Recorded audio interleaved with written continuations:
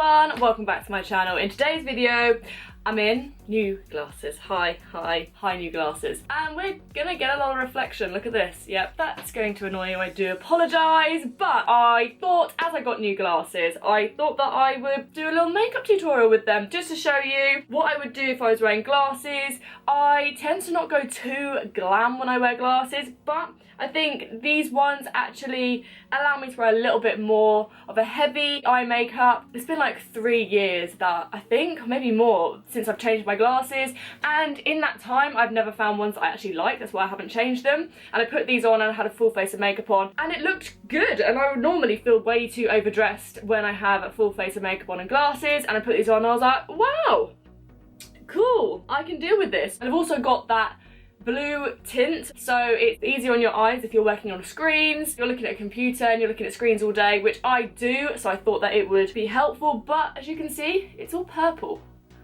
so I'm going to get used to that. Yeah, I really hope you enjoyed this tutorial. If you want to see how to get this look, it's kind of like a more of an everyday, I say everyday, it's probably not everyday for most people, but if you do initially like this look, please give this video a thumbs up, wherever my thumb is, because that will really help the YouTube algorithm. If you like this look and you want to see more videos of me wearing my glasses, then let me know in the comments down below, because I had a few people after I did my no glasses makeup challenge saying that they wanted to see more videos of my glasses. So let me know, as I'm pretty much in them 80% of the time anyway. Literally, some of this video, I'm not being funny when I have to have the mirror here in order to actually see what I'm doing.